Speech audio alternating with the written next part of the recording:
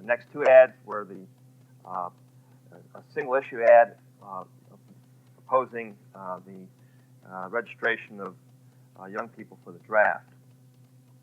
We've gotten approximately 500 phone calls per ad, and that number is actually building. So there's an increasing awareness of the Libertarian Party and a increasing level of contributions. We've been averaging between $10,000 and $20,000 pledges to each of those ads. The ad that we ran Sunday night was a spectacular success. That was the first anti-draft ad that we ran. That ad was thrown together with on only about $4,000 at the last moment. There's some imperfections in it. It's not as slick as it should be, but at least it presents what our philosophy is. We found out the following day that ad had a Nielsen rating of 15 out of the 65 programs that were shown last week.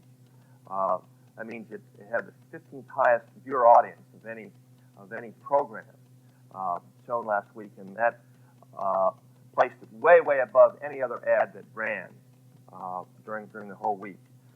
That translates into about 9.5 million homes watching that program, or roughly 25 million people saw that ad.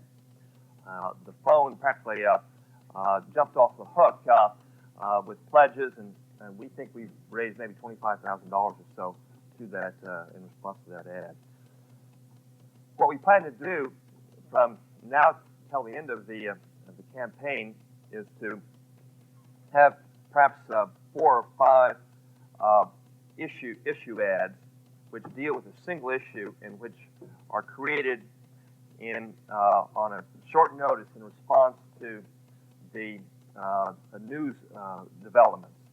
The draft ad is very timely because the registration started Monday, and we took advantage of that and created this ad and showed it at the right time.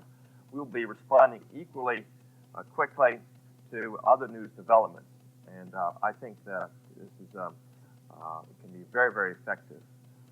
We will be also producing, in addition to these low-budget issue ads, more general ads, which I think will be very selective, very professional, will be of the quality of ads that you see on primetime television. Right now, it looks like that we will have enough money to run maybe 50 of these ads. And judging by the response that we've gotten so far to our 4 ads, I think we're really going to create awareness of the Libertarian Party name in America in the next 3 months. There's a terrific fringe benefit to all this advertising in our ballot petitioning drives. The people have reported back who are collecting signatures that it's suddenly become far easier for them to get signatures because people see our name on television, see Ed Clark speaking forcefully and looking handsome and all that good stuff, and they say, "Wow, that's great! I'd like to sign your signature. Put my signature down on your petition." And I think that it's going to help us immensely here in New York State to collect signatures. Another development that I think is taking place that will help us considerably is the decline in the star of John Anderson. I've been following the opinion polls, and I noticed the latest poll, which came out 2 days ago, taken by NBC and the Associated Press, showed that John Anderson has now fallen to 15% of the electorate. Several months ago, he was as high as 30%, I believe. So he is really collapsed, and as he collapses, I think the awareness of the Libertarian Party will increase substantially. Well, I'd like to very briefly discuss what the issues are going to be, the major issues are going to be that we'll be emphasizing in the remaining months of the campaign. The Ed Clark in that film expressed some of the issues, and I'd like to reiterate what those are going to be. First, I think we're going to capitalize on young people's desire for more civil liberties. I think this our support of abolishing the draft is really hit a responsive chord. That's going to be a very big issue that we're going to push continuously from now until November 4th. We are also going to advocate I think in a lower key way, reduction of the laws, elimination of the laws on other victimless crime activities. I don't think these other issues of abolishing laws against prostitution, legalizing drugs, and so forth have quite the emotional fervor that the anti-draft issue has. We're going to low-key those, but still state what our position is to the American public to show that we're consistent on personal freedoms in advocating a minimum of government regulation there, just like we are on economic issues and foreign policy issues. Foreign policy, the opinion poll that we commissioned last spring showed that there is a very high percentage of the population, the poll indicated around 50%, would favor the Libertarian Party because these people advocate or support less U.S. involvement in the affairs of other countries, combined with lower taxes and lower federal spending. So we plan to emphasize as strongly as possible that it's wrong for the United States to intervene politically in affairs of countries such as Iran and so forth, and it's intimately reasonable and sensible to withdraw the United States military forces from Europe and from Japan and so forth.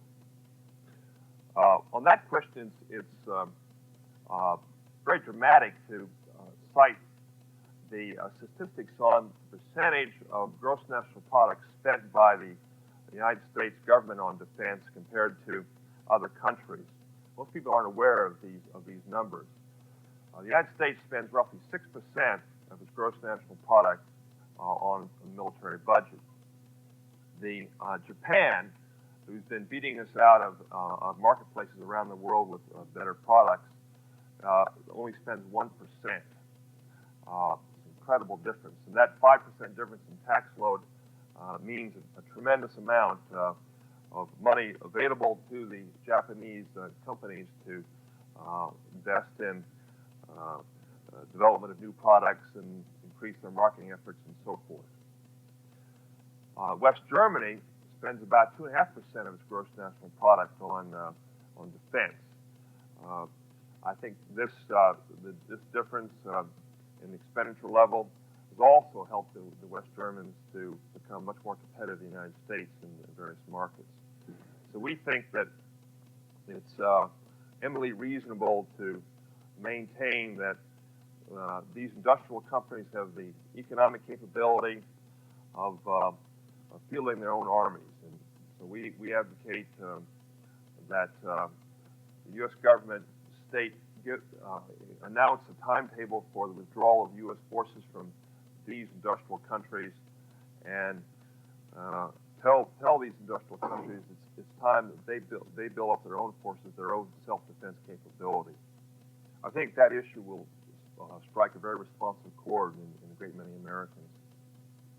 On the question of economic issues, the biggest position or issue that we will emphasize is reduced taxes and reduced government spending. We will advocate tens of billions of dollars in tax cuts. Ed Clark will be presenting a speech in about 2 weeks to a group of high-level economists in Los Angeles. Probably about 2,000 people will be there at this forum, and it'll be a major speech where he will detail what our tax and spending programs will be, and it'll be substantially less than what it is now.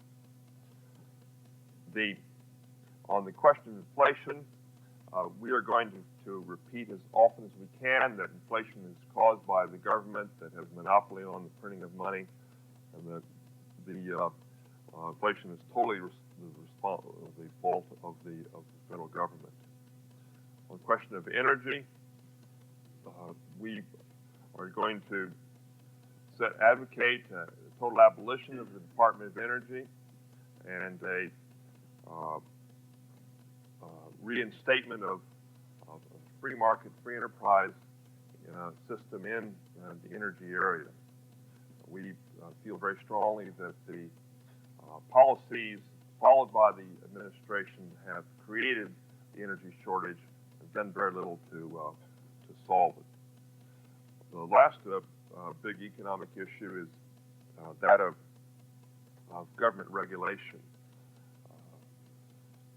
There are many, many agencies that should be abolished.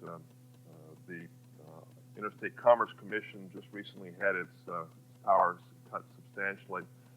We feel that it should have been wiped out altogether. And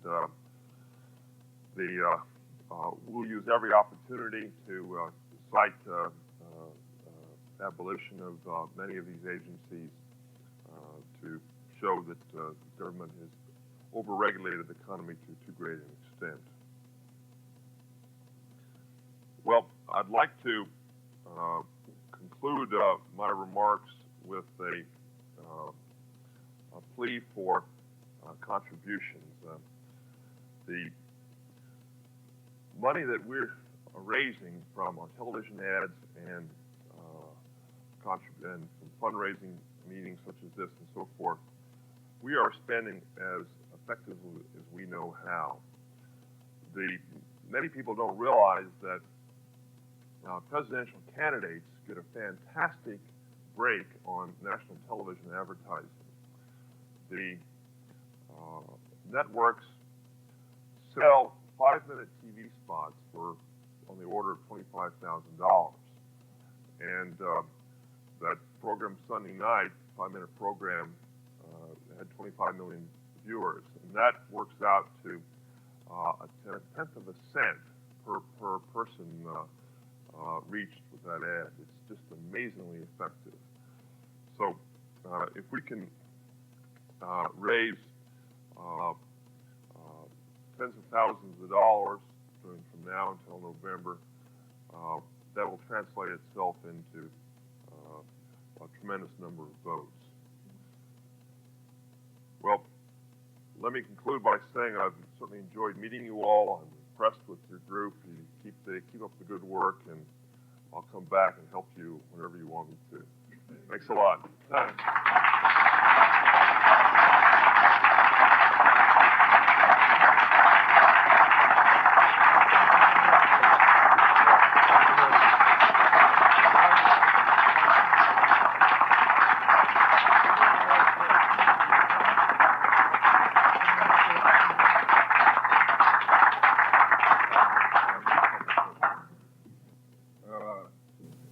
David Koch has offered to answer any questions that anyone has. We have time for a couple, 3 questions or so.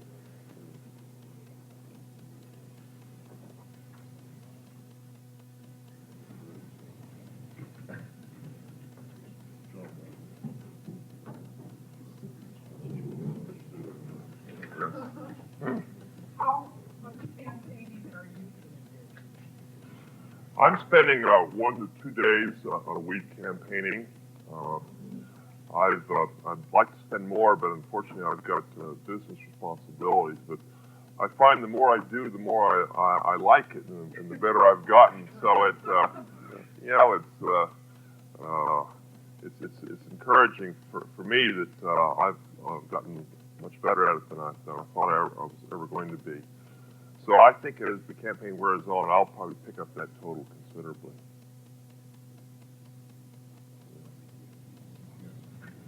Okay. Any other questions?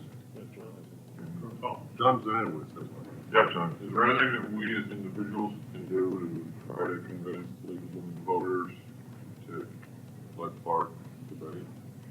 Writing down letters is something that we should try to do. That's a very good question, and I think a massive letter writing campaign certainly wouldn't hurt.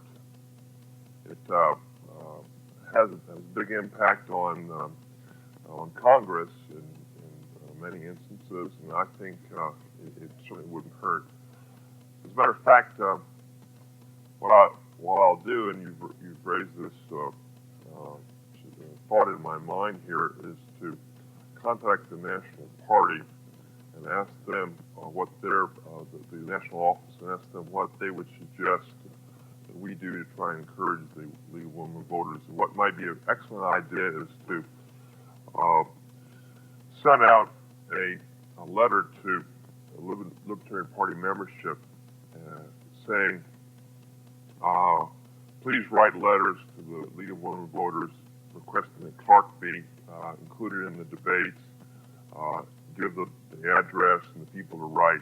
I think the League of Women Voters has a governing body of 10 or 15 people who make the decision as to who is included. And it would be excellent if we could get the addresses of those people and write letters, spellbinding, heartwarming letters, encouraging them to include Clark. It could be that at the grassroots level, the League of Women Voters would be another route to go.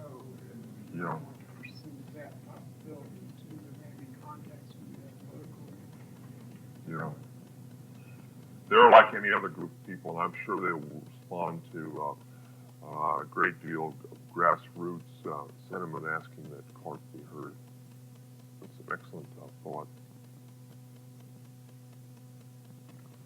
Well, okay, it was nice meeting you all, and thanks a lot.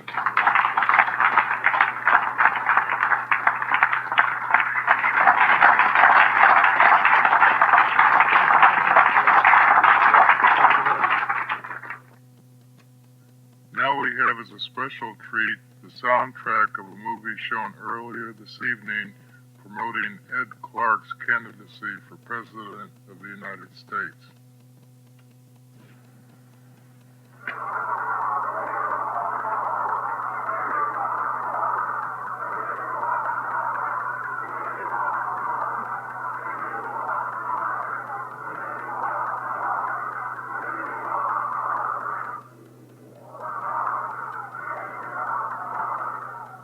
It was September 1979, and thousands of Americans from nearly every state in the nation had come to Los Angeles to attend the Libertarian Party's presidential nominating convention.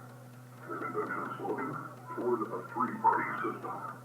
Those who attended had reason to believe that America is on the verge of accepting a major new political movement.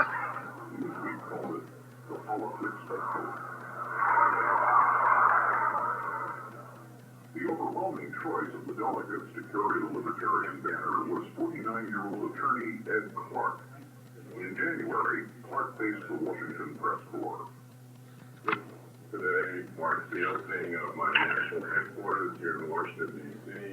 Taking advantage of that occasion to come here to brief you on the status of my campaign. I think the 1980 Libertarian campaign will mark the beginning of a three-party United States. I think that the trends in American society and the strength and growth of the Libertarian Party will make this the most important third-party campaign in 50 years. The American public has lost faith in a two-party system. Younger voters have, and older voters too, because even those who consider themselves Republicans or Democrats are no longer tied to the two-party system as they used to be. President Carter was elected on a program to end inflation. We now have at least 13% inflation. He was elected on a program to simplify and streamline the bureaucracy to make it more understandable. He has created two huge new departments. I don't think the bureaucracy is any more responsive today than it used to be. Ronald Reagan, the leading Republican contender, is for high military spending, for interventionist foreign policy that is likely to lead us to the brink of war. the bipartisan economic policy of the Republicans and Democrats, which has brought inflation and stagnation, which has stopped economic growth in the last 10 years, so that poor people in our country will always be poor, has to be changed by a growth policy which can be produced by tax cuts. If the American people are tired of being pushed to the brink of war, they're not going to sacrifice their children. Young people are not going to fight in interventionist wars, and they want a foreign policy that will produce peace and not war. For these reasons, because my approach to issues is going to be very different, I expect to be a major participant in the political campaign, and one of the high priorities of my campaign is to be included in the presidential debates and in all forums in which the Republican and Democratic candidates participate. I think 1980 is going to be the start of a three-party country, and it will be a campaign that will change the whole political landscape. Thank you. Statement that the underlying principle of your party is achieving the absolute minimum of government, and or if I'm wrong, what is it? The principle of the Libertarians is. A California newspaper wrote, reporters who are used to hearing the carefully crafted lies were plainly delighted that Ed Clark was willing to stand before them and give straight answers to straight questions. Ed Clark is the kind of presidential candidate Americans are looking for, and he has the campaign organization to make a serious challenge in 1980. Many people don't realize how well organized this campaign is. This is the first serious national political campaign in the past dozen years that is an alternative to the major two parties. The Clark for President campaign is organized in each of the 50 states and virtually every city in the country. And that organization, if money is there to support it, can create a three-party system. I'm convinced of that. The demographics of the country are such, with all the more younger voters than ever in history, all the non-voters who are looking for something new. If we can bring them into the polling booth, Ed Clark is going to establish a three-party America, and we've got the campaign staff and campaign organization to get the job done. The Libertarians, the nation's fastest-growing political party, they're attracting a cross-section of Americans who are fed up with politics as usual, and who increasingly are identifying government as the source of most of our international and domestic problems.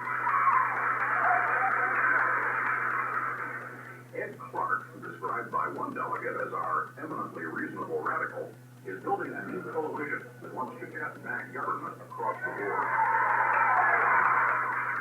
Mr. Chairman, great state of Alaska, the land of the individual and other endangered species. There's one abstention, 7 votes for Bill Hunter, and 24 votes for Ed Clark. California, the home of the tax revolt.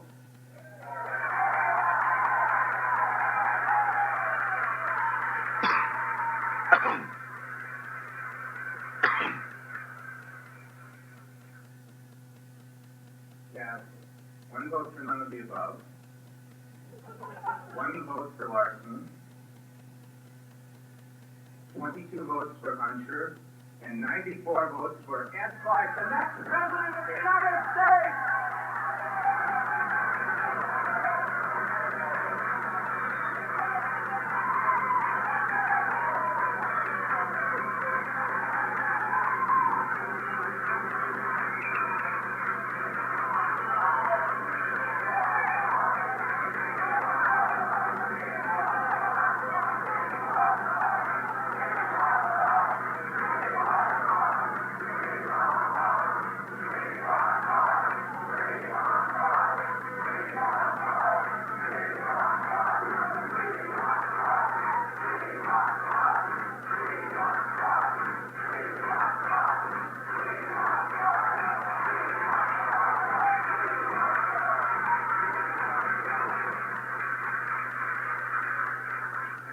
I heard a little noise here today.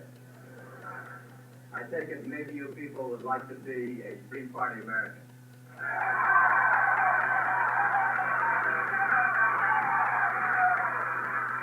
A major third-party campaign requires thousands of dedicated supporters. The political activity for Clark is the only political activity that I know of on campus, because he's the only candidate who's talking about issues that concern students in a way that makes any sense. He's the only candidate who wouldn't try as president to get us into nuclear war or risk it by interfering in the affairs of other countries. He's the only candidate who wouldn't risk our lives, students' lives, in war because he's against the military draft. He's the only candidate who's against interference in people's personal lifestyles on principle. And because of that, people like myself, we don't have any money to get a campaign or volunteering to work for him instead. Well, I've heard him talk about inflation. I've heard him talk about the economy and the growth of the money supply and things like that. And I think he's doing something about these problems. He's going to hopefully try to get on debate, and I hope that he can, because if he does get on debate, then the American people will have a chance to hear him and hear all these things that he knows about. He's very articulate, and I feel he's doing a great job on debate. I believe he could win the election if you were on debate. In the past, I have not been politically involved because I have found that neither of the two existing parties ever addressed the one issue that I was most concerned with, and that was the maintenance of my rights as an individual to live my life the way that I choose. Ed Clark, the presidential candidate for the Libertarian Party, does guarantee that all rights of individuals will be protected, and as a result, I feel that mine will be guaranteed as well. People ask me why I'm supporting Ed Clark in this campaign, and I have looked at the other candidates and heard what they have to say, and I find that Ed Clark is the only one who consistently is interested in the free enterprise system, the only one who understands the basis of the free enterprise system, and why we have such inflation as we do at the present time. And Ed Clark stands on the issues in relation to business, in relation to inflation, in relation to the horrors of government regulation. He is the only one who consistently has what I feel are the answers for eliminating problems that have been created. And I have given gladly the maximum amount to Ed Clark and his campaign. Many people are contributing the legal maximum to Ed Clark's campaign, and others are contributing their time and effort. At the opening of his national headquarters in Washington, Clark met with 200 volunteers and staff workers to celebrate the beginning of what they believe will be a campaign of historic importance. In 1980, we're going to create a three-party political situation in the United States. We're going to have a campaign that is going to change the whole political landscape of this country. We're going to do it for many reasons. One is that despite the obstacles placed in front of us, we now have the organization, we now have the people to achieve this. The Republicans and the Democrats require us to get hundreds of thousands of signatures to get on the ballot in all the states. We're going to do that. We expect to be on the ballot in every state, at least in 47 or 48. In addition, they have placed limits on contributions. They are financing the Republicans and the Democrats with tax dollars and compulsory tax dollars. We're not going to do that. We're going to raise our money privately. We're going to have a major nationwide campaign. And by doing this, we're going to take advantage of the trends in American society that make the emergence of a large civil rights, non-interventionist foreign policy, free market party a real probability today. These trends include Vietnam, where the American people started to distrust their government and foreign policy, turn against military adventures. They include Watergate, where people came to understand that the quality of conduct of the President of the United States was less than that of the average citizen. And all of these trends came together in Proposition 13 in California, where the biggest state in the country voted by a margin of 2-1 to roll back government for a $6 billion tax cut. Now, the same thing is possible on the national level. We have issues that the other parties do not have. The other parties are going to push for inflation, more spending. They're not going to talk about spending cuts. They're going to talk about more spending. We are going to balance the budget and end inflation. With respect to taxes, we're going to come for across-the-board tax cuts, bigger tax cuts than any other party. With respect to foreign affairs, we're going to go for a non-interventionist foreign policy that does not involve us in foreign wars. And the cuts that I'll be proposing with respect to military spending will be cuts that will revive the American economy, that will produce a better life here, and that will actually add to the safety of the United States by keeping us out of other countries.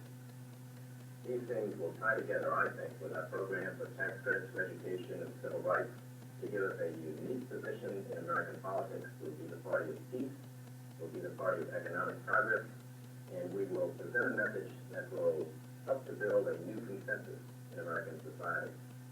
How many votes we can get and how far we can go, however, depends on how much money we have, because we need money for advertising.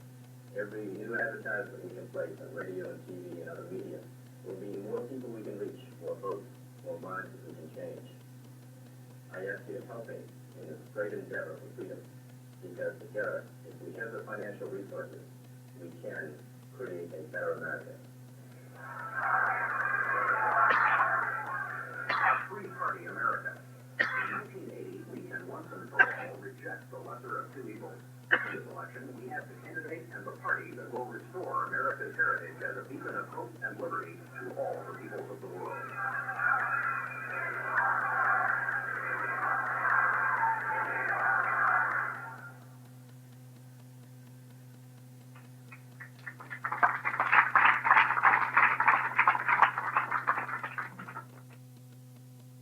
This concludes the program.